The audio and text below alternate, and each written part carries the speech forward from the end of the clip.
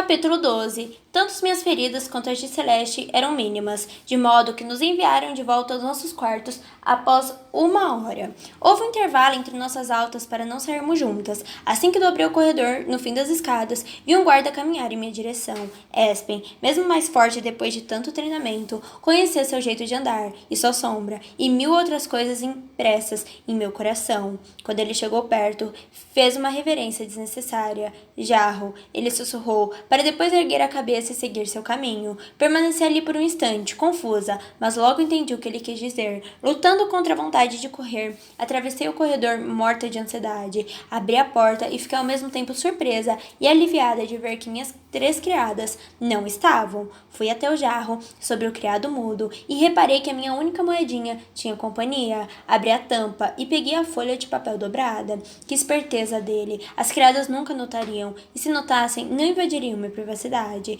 Abri o bilhete e li uma série de instruções muito claras. Parecia que Espen e eu tínhamos um encontro naquela noite. As instruções dadas por Espen eram complicadas. Tomei um caminho direto para chegar ao primeiro andar, onde deveria procurar pela porta próxima a um vaso de 1,5 m de altura. Lembrava-me de tê-lo visto nas minhas andanças pelo palácio. Que tipo de flor precisaria de um vaso tão grande? Encontrei a porta e olhei para os lados para garantir que não havia ninguém por perto. Nunca tinham conseguido me ver livre dos olhos dos guardas, nenhum à vista. Abri a porta devagar e entrei na ponta dos pés. O brilho da lua atravessava a janela. Essa pouca iluminação me deixava um tanto nervosa. Espen, sussurrei na escuridão, cheia de medo, mas me sentindo meio boba ao mesmo tempo. Como nos velhos tempos, hein? Sua voz respondeu, embora eu não pudesse vê-lo. Onde você está? Perguntei, olhando para os lados na tentativa de encontrar sua silhueta. A sombra das pesadas cortinas da janela balançou à luz da lua, e Espen surgiu por detrás delas. Você me assustou, reclamei, de brincadeira. Não foi a primeira vez, nem será a última, disse ele, e pude notar por sua voz que ele sorria. Caminhei até ele, não sem tropeçar em todos os obstáculos daquele cômodo. Shh! Reclamou ele. Mas eu sabia que era brincadeira. O palácio inteiro vai saber que estamos aqui se você continuar arrastando as coisas desse jeito. Desculpe, ri baixo. Podemos acender a luz? Não. Se alguém notar o brilho debaixo do vão da porta, podemos ser pegos. Esta sala não é muito vigiada, mas não quero vacilar. Estendi a mão para tentar encontrá-lo. Consegui tocar seu braço e ele me puxou para me dar um abraço. Depois, caminhamos para o fundo da sala. Aliás, como você sabia deste lugar? Eu sou guarda, ele disse sem pestanejar. Eu sou muito bom no que faço. Conheço todo o palácio, tanto por fora como por dentro. Cada caminho, cada esconderijo, mesmo os cômodos mais secretos. Por acaso, também conheço as rotas de patrulha, as áreas menos vigiadas e as horas em que há menos guardas no palácio. Se um dia você quiser espionar o palácio, eu sou o cara para ajudá-la. Incrível, balbuciei.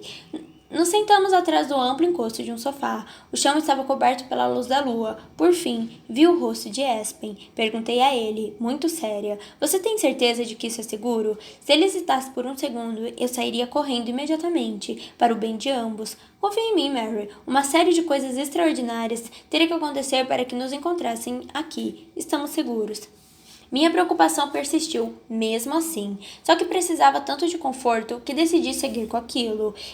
Ele me envolveu em seus braços e me puxou para si. Como vão as coisas? Respirei fundo. Tudo bem, acho. Muita tristeza, muita raiva. Meu maior desejo é apagar os últimos dias e trazer Marley de volta. Carter também, embora nem o conhecesse. Eu o conhecia e foi a vez de Espen respirar fundo. Grande cara. Parece que ele disse a Marley o tempo todo que a amava e tentou ajudá-la a suportar aquela tortura. É verdade, confirmei, pelo menos no começo. Fui tirada de lá antes de terminar. Espen beijou minha testa.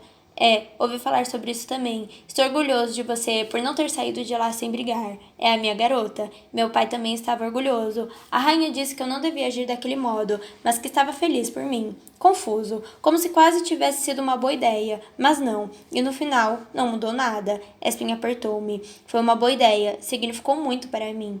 Para você, ele respirou fundo, mais uma vez. De vez em quando, fico pensando sobre como a seleção fez você mudar.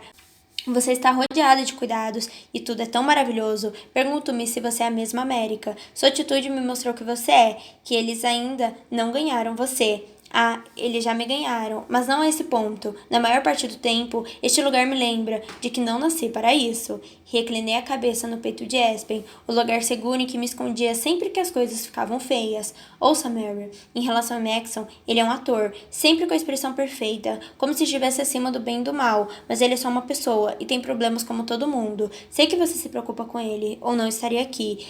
Mas você precisa saber que não é real. Concordei com a cabeça. Maxon e toda aquela conversa de manter a calma. Era isso que fazia sempre? Será que atuava quando estávamos juntos? Como eu ia saber? Esme prosseguiu. É melhor você saber agora. E se você descobrisse depois do casamento que as coisas são assim? Eu sei, andei pensando nisso. As palavras de Maxon na pista de dança se repetiam muitas vezes na minha cabeça. Ele parecia tão certo sobre nosso futuro, preparado para me dar tanto. Eu realmente tinha acreditado que tudo o que ele queria era minha felicidade. Será que ele não reparava como eu estava infeliz? Você tem um coração grande, Mary. Eu sei que você não consegue simplesmente deixar as coisas para trás, mas não há nada de errado em desejar. É isso. Me sinto tão idiota. Falei em voz baixa e embargada. Você não é idiota. Sou sim. Mary, você me acha inteligente? Claro, é porque eu sou. Na verdade, sou inteligente demais para amar uma menina idiota. Então trate de parar com isso agora. Ri baixo e deixei Espen me abraçar. Sinto que magoei tanto você. Não entendo como você ainda pode me amar, admiti. Ele deu de ombros. As coisas são assim. O céu é azul, o sol é quente e Espen ama a América para sempre. O mundo foi feito para ser assim. De verdade, Mary. Você é a única garota que desejei na vida. Não posso imaginá-la com outra pessoa. Tentei me preparar para isso, caso acontecesse, e não consegui. Passamos uns instantes ali, sentados e abraçados. As carícias dos dedos de Espen e o calor da sua respiração eram um remédio para o meu coração. Não podemos ficar muito tempo aqui, ele disse. Confio muito na minha habilidade, mas não quero forçar. Deixei escapar um suspiro. Parecia que tínhamos acabado de chegar, mas ele provavelmente tinha razão. Comecei a me levantar e Espen deu um salto e me puxou para cima, emendando um braço. O último. Emendando um abraço. O último. Sei que é difícil de acreditar, mas sinto muito por Maxon ter se mostrado tão ruim. Queria você de volta, mas não queria vê-la magoada, principalmente não desse jeito. Obrigada, é sério, eu sei. Espen tinha seus defeitos, mas a mentira não era um deles. Ainda não acabou, eu alertei, não enquanto eu estiver aqui. É, mas eu conheço minha garota. Você vai continuar para que sua família receba o dinheiro e a gente possa se ver. Só que Maxon só teria uma chance se pudesse voltar ao tempo. Respirei fundo. Espen talvez estivesse certo. Minha relação com Maxon se desfazia aos poucos, como um casaco que eu estivesse desabotoando. Não se preocupe, Mary. Tomarei conta de você. Espen não tinha como provar suas palavras naquele momento, mas eu acreditei. Ele fazia tudo por aqueles que amava, e eu tinha certeza absoluta de ser a pessoa que ele mais amava. Na manhã seguinte, deixei meus pensamentos voarem até Espen enquanto me arrumava. Durante o café e, mais tarde, ao longo das minhas horas no Salão das Mulheres, estava alegre até que o barulho de uma pilha de papéis atirada em minha mesa chacoalhou-me de volta ao mundo real. Levantei os olhos e vi Celeste, ainda exibindo um lábio inchado. Ela apontou para uma de suas revistas de fofoca e abriu um artigo de 2 páginas. Em menos de um segundo, reconheci o rosto de Marley, mesmo contorcido pela dor dos açoites. Acho que você deveria ver isso, sugeriu Celeste, antes de retirar-se. Não sabia bem o que ela queria com aquilo, mas estava tão ansiosa para saber qualquer coisa de Marley que me concentrei no texto. Dentre todas as grandes tradições de nosso país, talvez nenhuma seja celebrada com tanto entusiasmo como a seleção, criada especialmente para trazer alegria a uma nação entristecida. Parece que todos ainda ficam tanto hipnotizados pelo desenrolar da história de amor entre um príncipe e sua futura princesa. Quando Gregory Lia assumiu o trono há mais de 80 anos e seu filho mais velho, Spencer, morreu repentinamente, o país inteiro chorou a perda daquele jovem enigmático e promissor. Quando seu filho mais novo, Daemon, foi apontado como sucessor ao trono, muitos duvidaram se, aos 18 anos, ele estaria sequer pronto para receber a formação que o cargo exige.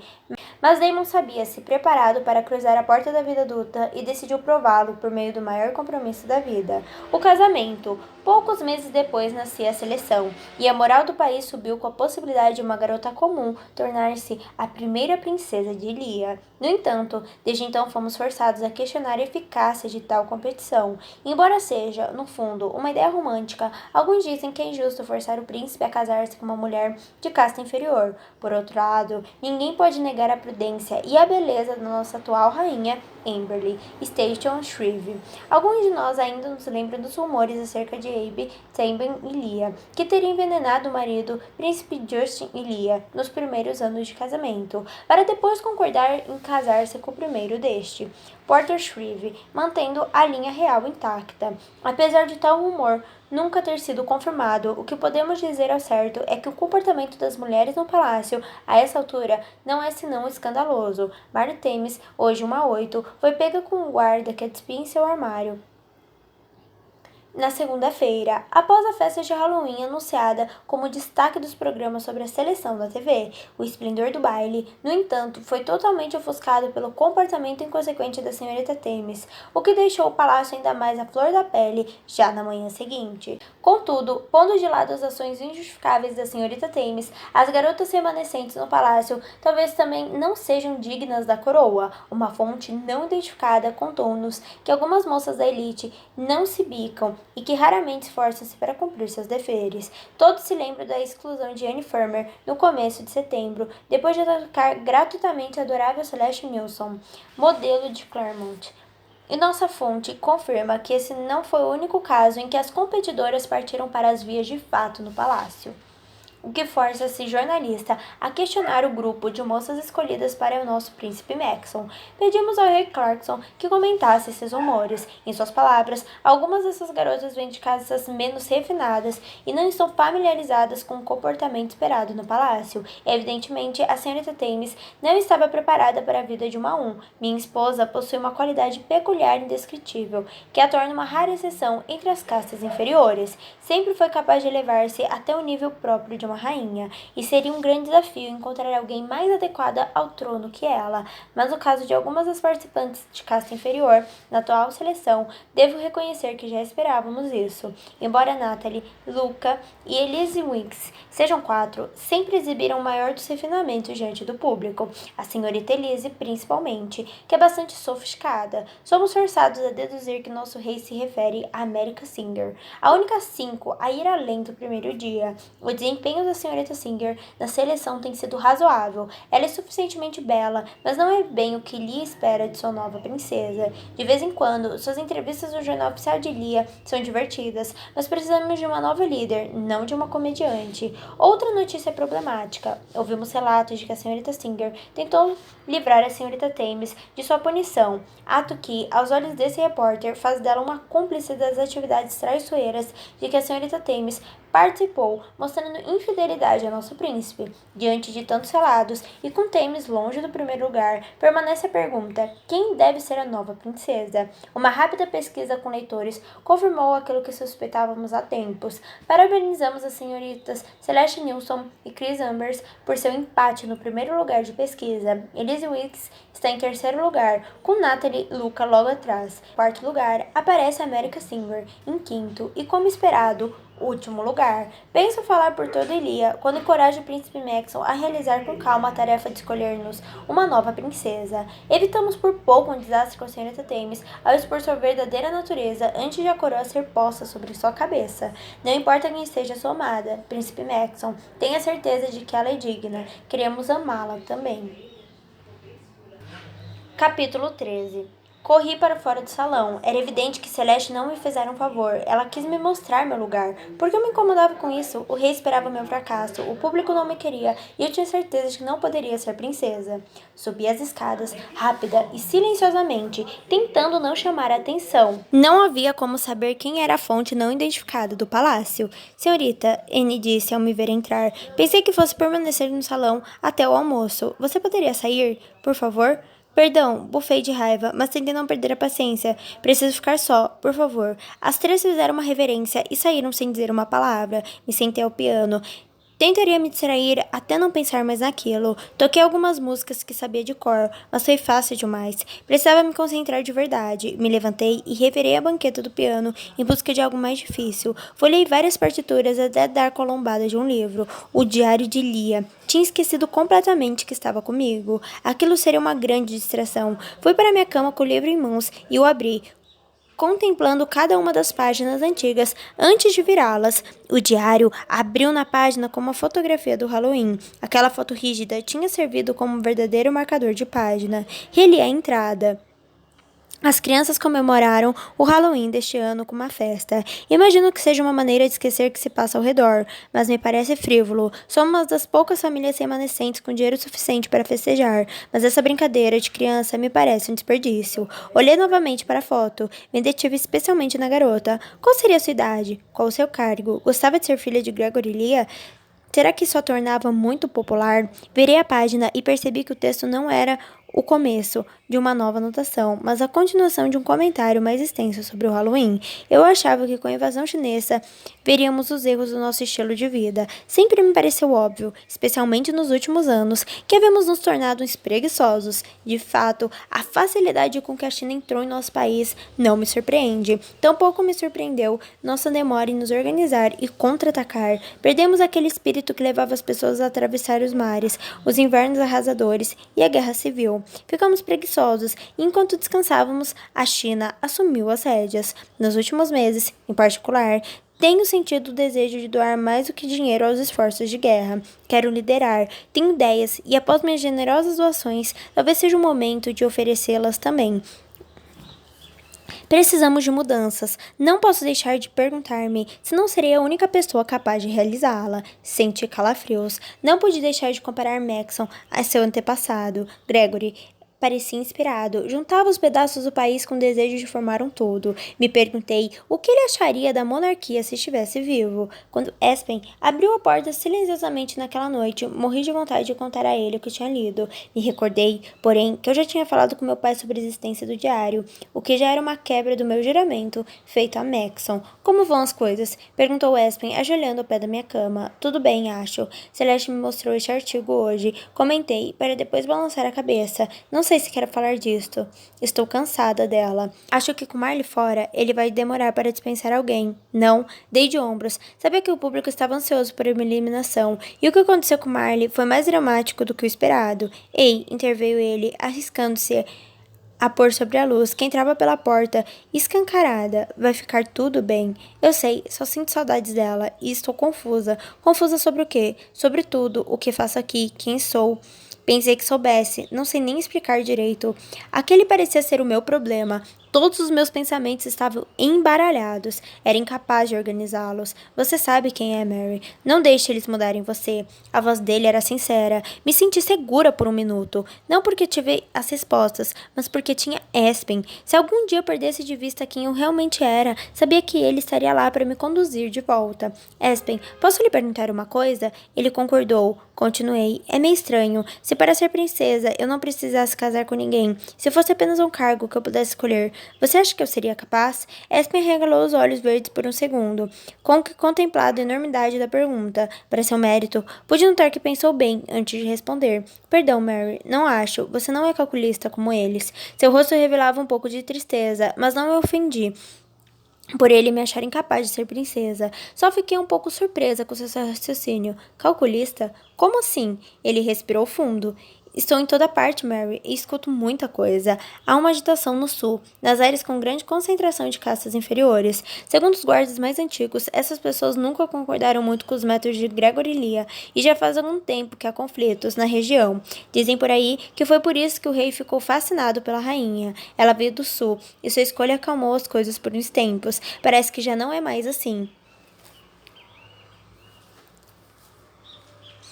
Pensei de novo em mencionar o diário. Isso não explica o que você quis dizer com calculista, comentei. Espen hesitou. Outro dia, antes dessa história de Halloween, eu estava em um dos escritórios. Eles discutiam sobre simpatizantes dos rebeldes do Sul.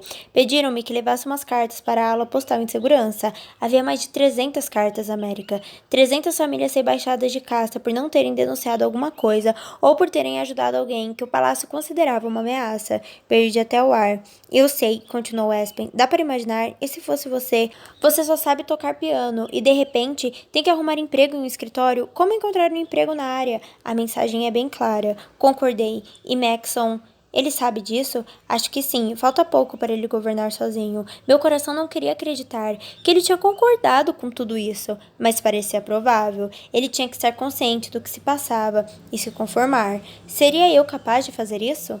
Não conte para ninguém, certo? Um deslize como esse poderia custar meu emprego, alertou Espen. Claro, já esqueci. Espen sorriu para mim. Sinto saudade de estar com você. Longe de tudo isso, saudades dos nossos problemas de antes. Achei graça. Entendo o que você quer dizer. Andar às escondidas pelo meu quintal é tão mais fácil do que no palácio. E desdobrar-me para arrumar uma média para você era melhor que não ter nada para oferecer. Ele deu uma batidinha no jarro ao lado da minha cama, o jarro que costumava conter centenas de moedinhas que ele me dera em pagamento por cantar para ele na casa da árvore lá em casa. Eu não sabia que você guardava todas até a véspera de sua partida, acrescentou. Claro que eu guardava. Quando você estava longe, elas eram tudo que me restava. Às vezes, eu as despejava em cima da cama só para juntá-las de novo. Era bom ter algo que você tinha tocado. Nossos olhares cruzaram-se, e tudo o mais pareceu distante por uns momentos. Confortava-me estar novamente naquela bolha, o lugar que Espen criara para nós anos atrás. O que você fez com elas? Perguntei. Tinha ficado com tanta raiva dele antes de ir embora que devolvi todas, menos aquela que ficou presa no fundo do jarro. Ele sorriu. Estão em casa, esperando. Esperando o quê? Seus olhos brilharam. Isso eu não posso dizer. Ótimo, repliquei entre um sorriso e um suspiro. Guarde seus segredos e não se preocupe por não ter nada para me dar. Já estou feliz por tê-lo aqui, por finalmente podermos acertar as coisas, mesmo que não seja como nos velhos tempos. Evidentemente, isso não bastava para Espen. Ele enfiou a mão por baixo da manga do casaco e arrancou um de seus botões dourados. Literalmente, não tenho nada mais a oferecer, mas você pode agarrar-se a isto. Uma coisa que toquei, e pensar em mim, a qualquer hora. Pode ter certeza de que estarei pensando em você também. Pode parecer tolice, mas queria chorar. Era inevitável, um instinto natural, comparar Espen com Maxon. Mesmo naquele momento, quando o pensamento de ter que escolher entre um e outro ia tão distante, eu os punha lado a lado. Para Maxon, parecia ser muito mais fácil me dar coisas, até ressuscitar um ferido por minha causa, para garantir que eu tivesse do bom e do melhor, porque ele tinha um mundo à disposição. E lá estava Espen, me dando preciosos momentos roubados e uma ninharia para manter-nos conectados. E a impressão era de que ele me dera muito mais. Lembrei-me, de repente, que Espen sempre tinha sido assim. Ele sacrificava seu sono por mim, arriscava-se ser pego depois do toque de recolher por mim, arrumava moedinhas para mim. Era mais difícil enxergar a generosidade de Espen porque não era grandiosa como a de Maxon. O coração por trás dela, porém, era muito maior. Afastei novamente a vontade de chorar. Não sei como vou fazer isso agora. Sinto que não sei mais fazer nada. Eu não esqueci você, certo? Você ainda está aqui. Levei as mãos ao peito, por um lado, para mostrar o significado de minhas palavras a Espen, por outro, para aliviar o desejo estranho que estava ali. Ele compreendeu. Isso basta para mim. Oi, tudo bem? Aqui é a Letícia Bartolhei, eu sou escritora de livros de romance. Meus livros são Me Apaixonei pelo Meu Sequestrador, Meu Crush é Droguinha e Eu Não Quero um Príncipe. Muito obrigada por ter escutado mais um capítulo desse audiobook maravilhoso. Quer aproveitar e garantir o seu livro pelo melhor preço? Então clica no link da descrição, ok? Combinado? Muito obrigada mais uma vez e beijão!